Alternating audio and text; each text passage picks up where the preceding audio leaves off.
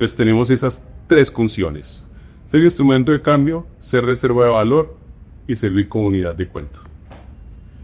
Y ahora, ¿cuáles son las características del dinero? Esta gráfica es muy interesante. Entonces, la característica principal del dinero, que es la vendibilidad relativa.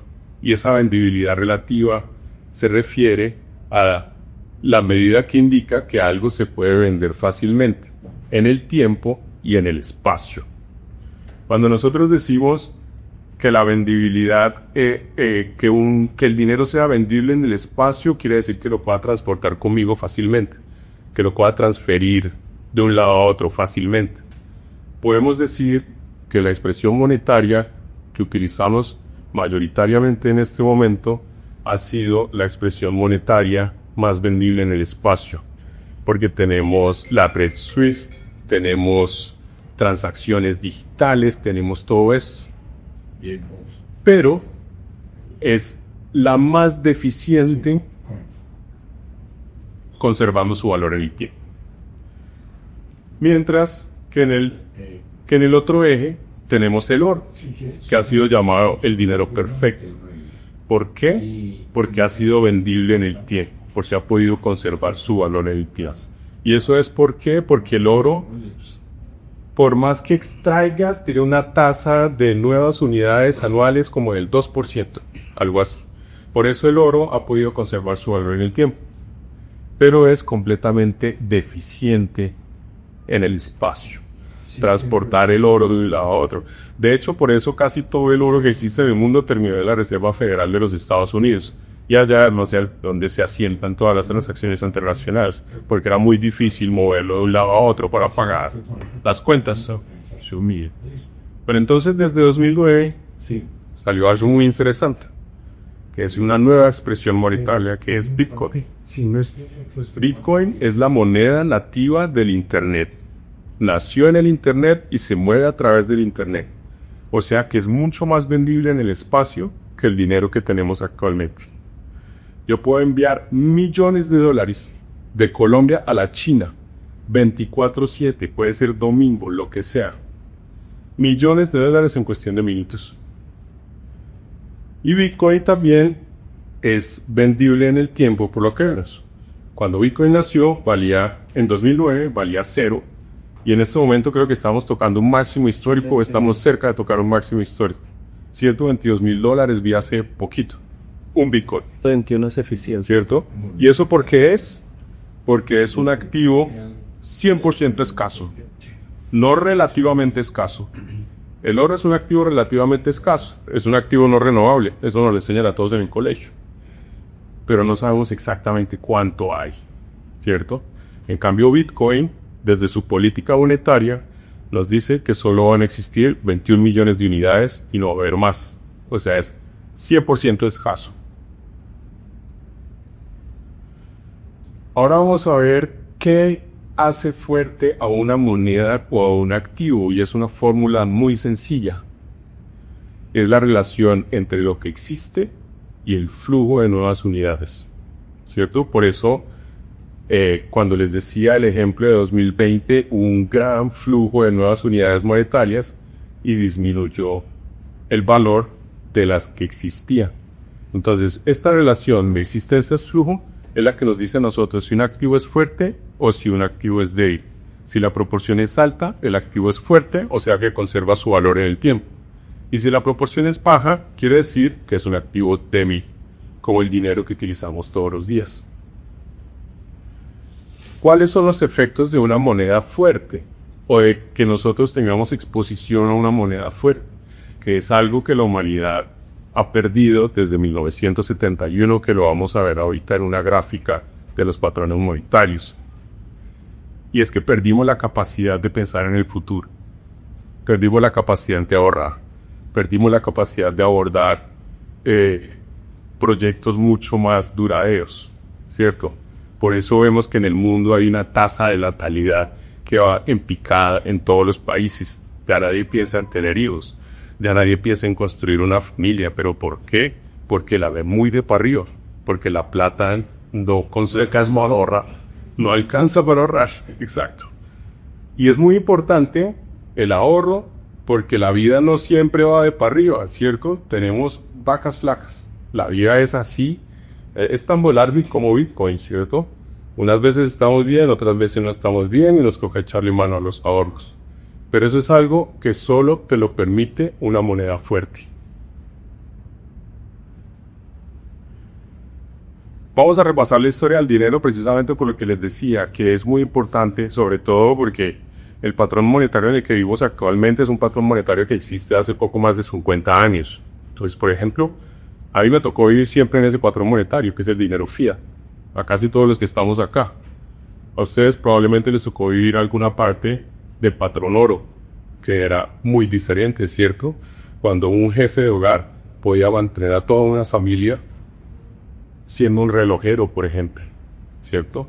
Entonces, esta es una frase muy importante. Uno de los pensadores que más sigo desde que estoy estudiando Bitcoin, que se llama Jimmy Song, es un programador de Bitcoin Core, pero también es un pensador y dice que el libre mercado tiende a preservar valor en cualquiera que sea el activo más difícil de producir. En este caso el oro o Bitcoin, que está tomando su lugar. Entonces, bueno, vamos a arrancar por toda una era de dinero físico, que fue el intercambio primitivo, que las comunidades cambiaban herramientas por comida, etc. Después ya empezamos a fijarnos en los metales preciosos, todo físico. No teníamos mucha vendibilidad en el espacio, las comunidades solamente comercializaban con comunidades cercanas a ellas. Después, precisamente buscando la vendibilidad en el espacio, se crearon las notas o el papel moneda, pero era un papel moneda respaldado en el metal. Tenía una restricción. Tú solo puedes crear tantas notas que sean respaldadas por el oro que tienes. Si no, fácilmente ibas a ser expuesto, ¿cierto? A que tu dinero no cubría suficiente las reservas y tu dinero se iba al piso. Y este fue un patrón monetario que duró más o menos entre 1500 y 1971. ¿Qué pasó en 1971? ¿Ustedes saben algo? Richard Nixon, 15 de octubre de 1971, salió por televisión a decir que el dólar ya no estaba respaldado por oro, sino que estaba respaldado por su economía y por su ejército. Y desde ese momento entramos en un patrón monetario que es dinero emitido por gobiernos. O sea, desde 1971 el mundo se está endeudando sin parar. Tenemos... Así que sin parar. Tenemos países como Japón que están endeudados un 200% de su Producto Interno Bruto.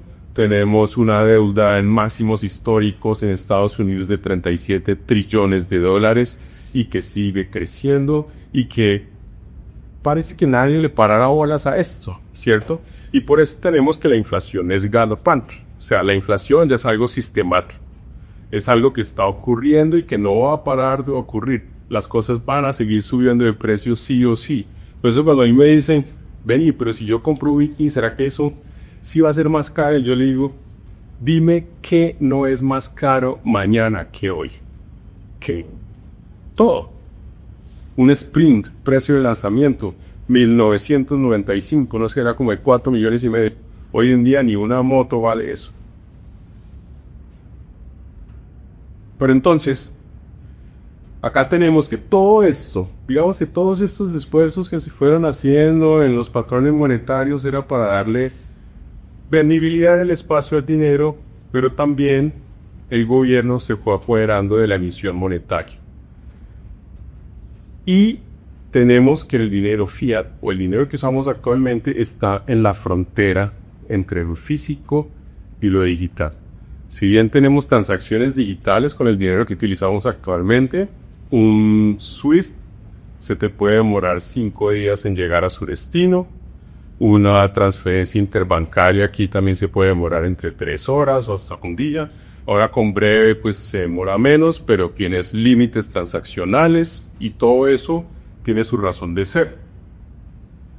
Pero ¿qué pasa? En 2009, después de la crisis de 2008, esa crisis económica de 2008, yo creo que el creador de Bitcoin tuvo que haberse visto afectado por esa crisis económica y decidió crear Bitcoin precisamente que por eso. En 2009 nace el dinero 100% digital, que es Bitcoin. Entonces no sabemos hasta cuándo va a estar Bitcoin, pero sí sabemos que el último Bitcoin se va a minar más o menos en 2140. O sea que todavía estamos muy temprano.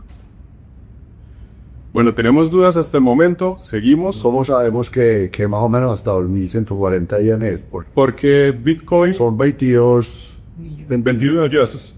Lo que pasa es que la política monetaria de Bitcoin te dice que cada 10 minutos se crean nuevos Bitcoins. Y cada 4 años hay un evento que se llama el halving. Cada 4 años la política monetaria de Bitcoin te dice que esa emisión de cada 10 minutos se reduce a la mitad. El año pasado tuvimos un halving. Cuando Bitcoin nació en 2009, cada 10 minutos se creaban 50 Bitcoins. 4 años después, cada 10 minutos se creaban 25 Bitcoins. 4 años después, cada 10 minutos se creaban 12.5 Bitcoins. 4 años después, se creaban 6.25. 4 años después, que es el ciclo en el que estamos en este momento, se crean 3.125 Bitcoins cada 10 minutos. Por eso decimos que es una política deflacionaria y por eso se puede predecir, ¿cierto? Se puede predecir hasta cuándo se va a minar el Bitcoin. Pues ahí Parados. ¿Cuál es la que le sigue a Bitcoin como estabilidad futura, no? No, para mí no hay ninguno. O sea, porque si tú te pones a pensar la verdadera revolución que nos trae Bitcoin, la verdadera revolución del dinero, es separar al Estado del dinero. Y es separar la emisión monetaria de los seres humanos. Porque el dinero, y creamos en Dios o no creamos en Dios, podemos hablarlo de la naturaleza, ¿cierto? El dinero o la emisión del dinero siempre estuvo a cargo de la naturaleza. La sal, el oro, la plata. Solo desde 1971 la emisión monetaria empezó a estar a cargo de los seres humanos. Y ahí es donde empezamos a tener todo un montón de disfuncionalidades, ¿cierto? Entonces esto es devolver un poco la naturaleza al dinero, ¿cierto? Porque Bitcoin al final es una expresión de la naturaleza porque tú tienes que consumir energía para poderlo conseguir, ¿cierto? Entonces, si eso pudiera devolver el tiempo, la historia pues dice que entonces desde el 71 para acá, hasta antes del Bitcoin, los países se tomaron la economía pues o sea, el flujo del movimiento del dinero y simplemente mostró el modelo que fue un fracaso. O sea, si usted le pone pues a analizarlo después de por el retrovisor. Entonces, Bitcoin está corrigiendo como los errores que ocurrieron en esa época, o ese periodo, pues esa etapa, ¿no? Ahora cuando decís, pues entonces se estima que hasta 2100 no sé qué, por la escala que estabas hablando. Sí, entonces la pregunta mía es, ¿qué viene después de eso? ¿qué viene después de eso? Nada, o sea, ya no se van a crear más Bitcoins, puede que las unidades de Bitcoin ya no, la unidad más pequeña de Bitcoin ya no sea de Satoshi, pero hay muchas más monedas. Sí, o sea, tiene que ser. Lo que pasa es que reflectar lo que ha hecho Bitcoin es muy difícil, porque él ha tenido un crecimiento muy orgánico. Y Bitcoin no tiene un director ejecutivo, no tiene un departamento de marketing. Bitcoin fue como una especie de virus bondadoso para la humanidad que se fue regando a través de los años. Y eso es muy difícil de replicar. Entonces acá tenemos una frase que la escribió el mismo Satoshi Nakamoto, el creador de Bitcoin, y es que Bitcoin es en esencia pura una versión de efectivo electrónico que puede transferirse de persona a persona sin intermediarios. Y eso es súper importante de entender, porque en este momento la única expresión monetaria 100% privada es el efectivo, ¿cierto? El efectivo que yo tengo abajo del colchón, el efectivo que yo tengo en mi caja fuerte, el efectivo que no está en los bancos, el efectivo que no toca los bancos, el efectivo que nunca se vuelve digital. Cuando yo ya quiero aprovechar las bondades de la vendibilidad en el espacio del dinero digital, estoy renunciando a mi privacidad en el mundo actual. Y esto fue algo que quiso cambiar Satoshi. Yo no quiero ni que el gobierno esté husmeando en cuánta plata tengo, ni cuánto me quiere quitar, nada. El dinero tiene que ser privado. Tiene que ser incensurable, inconfiscable. Entonces, cuando Satoshi se sentó a crear Bitcoin, él dijo: aquí el reto es crear algo como el oro, pero en el ciberespacio. Algo que sea ético, algo que sea duradero y algo que sea escaso.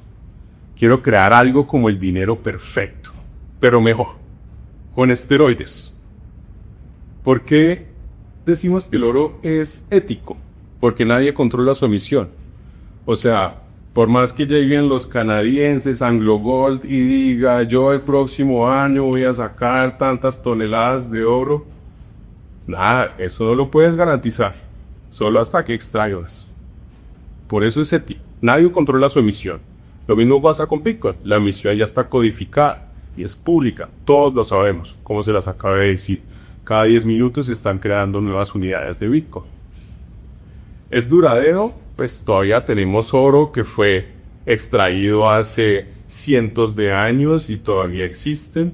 Pero ¿qué puede ser más duradero que algo físico? Algo que está en el ciberespacio. Algo que puede pasar en un huracán y no le va a pasar nada. Algo que puede pasar en un terremoto y no le va a pasar nada, ¿cierto? Y escaso, tenemos que el oro tiene esa tasa de creación de nuevas unidades de más o menos un 2% anual, pero Bitcoin es 100% escaso. Es como nuestro tiempo en la Tierra, ¿cierto?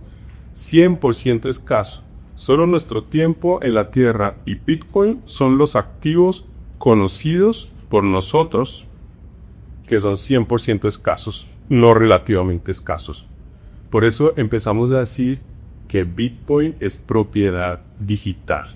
Es como si tú estuvieras comprando metros cuadrados en ese Manhattan de los años anteriores, ¿cierto? Aquí tú estás comprando metros cuadrados en el ciberespacio, en un lugar que tiene 21 millones de hectáreas, ¿cierto? Tú estás comprando una de esas hectáreas.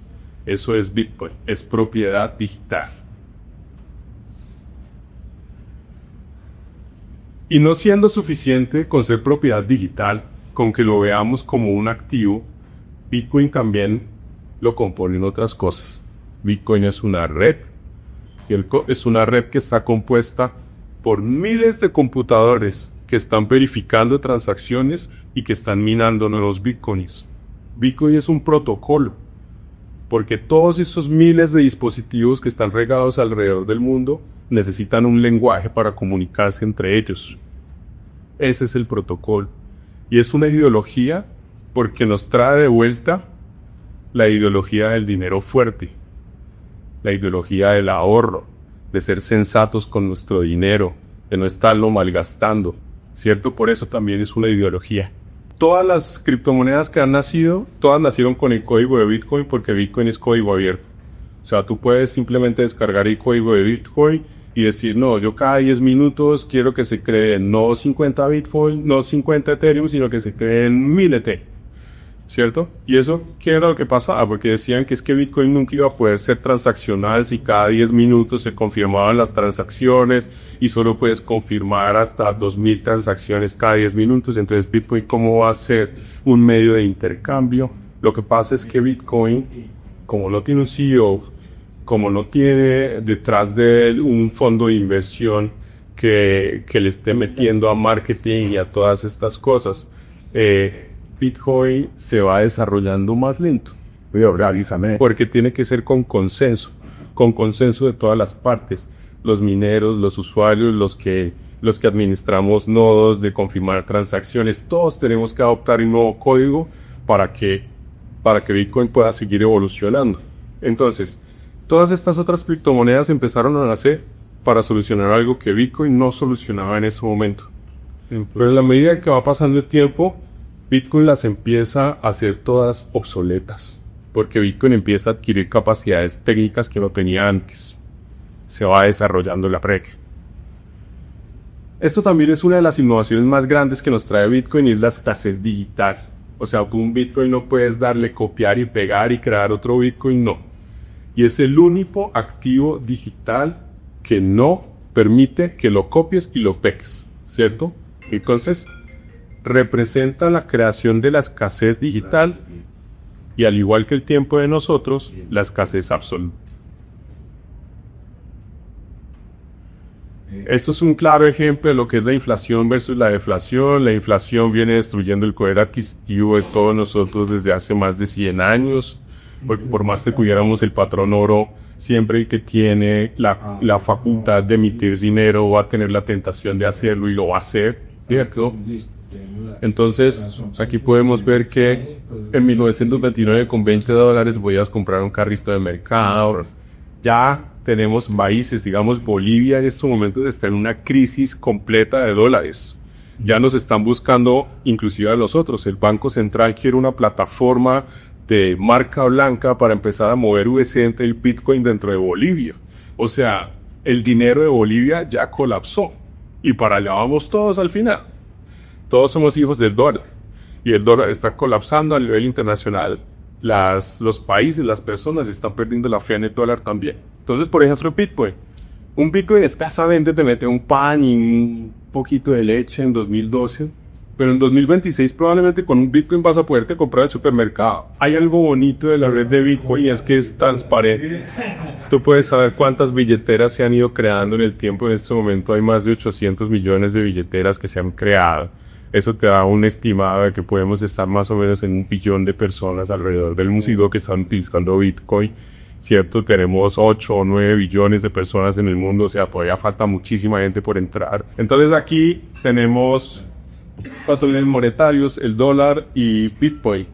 Entonces la unidad de medida del dólar es el centavo, la unidad más pequeña. Y la unidad más pequeña de Bitcoin son los satoshis. Un Bitcoin tiene 100 millones de satoshis. Por eso cuando me preguntabas, bueno, ¿y qué va a pasar cuando minemos el último Bitcoin? Probablemente el satoshi va a ser muy costoso. Un satoshi va a ser muy costoso. Entonces probablemente la red de Bitcoin va a tener que ingeniarse una denominación aún más pequeña para que funcione como medio de intercambio entre las personas. El asentamiento de las transacciones es algo trascendental entre Bitcoin y el sistema monetario actual. Por ejemplo, en Colombia, digamos que este es el Banco Central, el Banco de la República. Y este es Bancolombia, BBVA, Davivienda, todos los bancos privados. Todos estos bancos tienen cuenta en el Banco de la República. Entonces, cuando tú vas a hacer una transacción de BBVA a Bancolombia, te toca pasar por acá y después acá. Así es como se asientan las transacciones entre instituciones financieras. Un Bitcoin, el asentamiento de transacciones es directo. O sea, no necesitas de una entidad central para asentar esas transacciones. La emisión, arriba, la junta directiva de la Fed, del Banco de la República, ellos son los que están decidiendo el valor del dinero todo el tiempo. Entonces, todos los meses te dicen si suben o bajan las tasas de interés. Pero por eso la economía es una ciencia extremadamente inexacta. ¿Por qué? Es como si un arquitecto, la junta de arquitectos, estuviera cambiando la medida del metro todos los meses. Entonces te dice, un metro ya no tiene 100 centímetros, sino que tiene 95. Entonces, ¿qué pasaría? El feedback sería inmediato, porque se te caen los puentes, se te caen los edificios, se te cae todo ahí mismo. En cambio, el feedback de la economía siempre viene años después. En 2020, la Junta Directiva del Banco de la República, aquí en Colombia, puso las tasas de interés históricamente bajas, ¿cierto? Y los efectos de todo esto lo estamos viendo años después, cuando vemos que los precios en la economía se doblaron por completo, ¿cierto? Entonces, esta gente que quiere saber cómo funciona la economía y todo eso es la que está decidiendo el valor del dinero. Cuando están decidiendo el valor del dinero, están decidiendo esa herramienta de medición cómo mide, ¿cierto? Y empieza a ser inexacto.